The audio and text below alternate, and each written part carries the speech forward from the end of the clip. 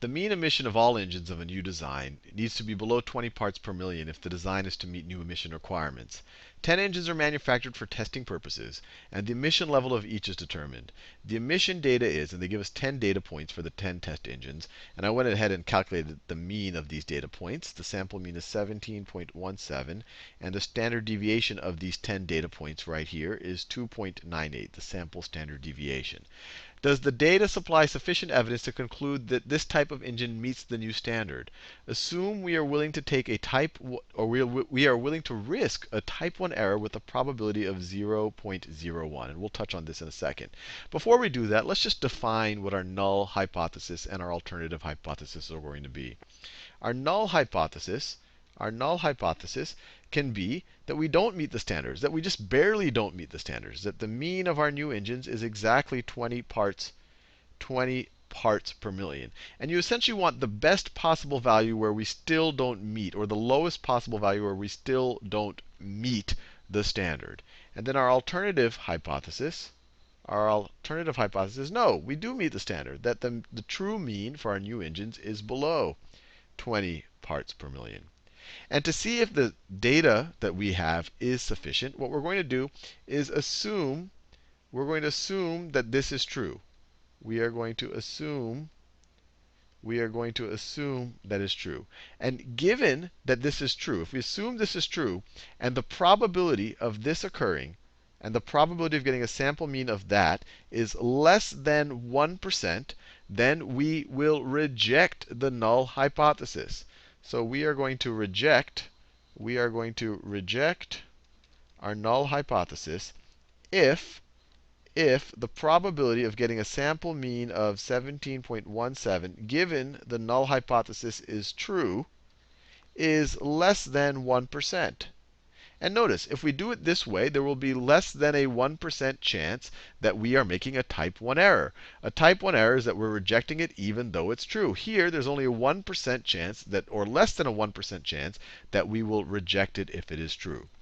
Now, the next thing we have to think about is what type of distribution we should think about. And I guess the first thing that rings in my brain is we only have 10 samples here. We only have 10 samples. We have a small sample size right over here. So we're going to be dealing with a t distribution and a t statistic. So with that said, so let's think of it this way. There's going to have we can come up with a t statistic that is based on these statistics right over here. So the t statistic is going to be 17.17, our sample mean, minus the assumed population mean, minus 20 parts per million, over our sample standard deviation, 2.98.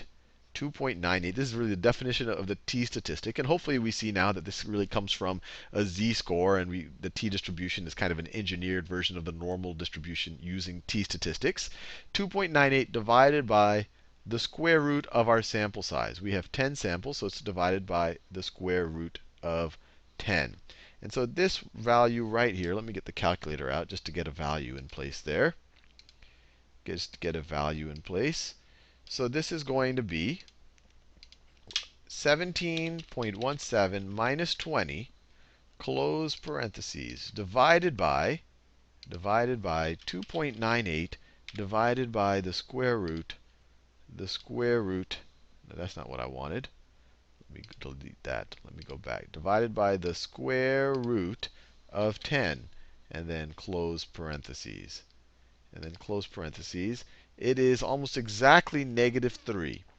Our t statistic is almost exactly -3, -3.00.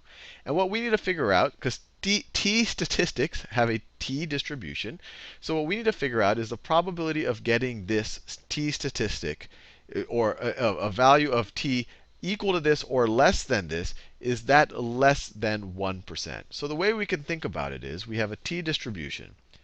Let's say we have a normalized t distribution, right? The distribution of all the t statistics would be a normalized t distribution. This is the mean of the t distribution. There's going to be some threshold. T value. Threshold t value right here. So this is our threshold t value. threshold. Threshold. My writing isn't that easy to view. Well, let's just take it. This is some threshold t value right over here. And we want a threshold t value such that any t value less than that, or the probability of getting a t value less than that is 1%. The probability of getting a t value less than that is 1%. So that entire area in yellow is 1%. We need to figure out a threshold t value there. And this is for a t distribution. This is for a t distribution that has n equal to 10, or 10 minus 1 equals 9 degrees of freedom. Degrees of freedom. So what is that threshold value over there? And notice that this is a one-sided distribution. We care about this is 1%, and then all of this stuff over here, is going to be 99%. And just the way most t-tables are set up, they don't set up a negative t value that is oriented like this. They'll just give you a positive t value that's oriented the other way. So the way t-tables, and I have one that we're going to use in a second right over here, the way t-tables are set up is you have your distribution like this, and they will just give a positive t value. They will give a positive t value over here, some threshold value, where the probability of getting a t value above that is going to be 1%, and the probability of getting a t value below that is going to be 99%.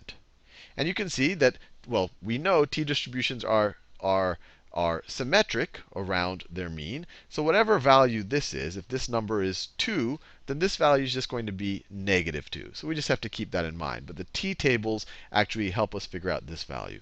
So let's figure out a t value where the probability of getting a t value below that is 99%. And once again, this is going to be a one-sided the one-sided situation. So let's look at that over here. So one-sided, this is just straight from Wikipedia. One-sided, we want the cumulative distribution below that t value to be 99%. We have it right over here, 99%. We have 9 degrees of freedom. We have 10 data points. 10 minus 1 is 9. 9 degrees of freedom. So our threshold t value here is 2.821. So our threshold t value in the case that we care about, is just to flip this over as completely symmetric, is -2.821. So what this tells us is the probability of getting a t value less than -2.821 is going to be 1%. Now, we got a value that's a good bit less than that. We got a t value of -3. We got a t value right here, our t statistic of -3 right over here. So that definitely goes into our I guess you could call it our area of rejection. This is even less probable than the 1%. We could even figure it out that the area over here, the probability of getting a t statistic less than -3 is even less than. It's a subset of this yellow area right over here. So because the probability of getting the t statistic that we actually got is less than 1%, we can safely reject the null hypothesis. We can safely reject the null hypothesis and feel pretty good about our alternate hypothesis right over here, that we do meet the emission standards. And we know that we have a lower than 1% chance of actually making a type 1 error in this circumstance.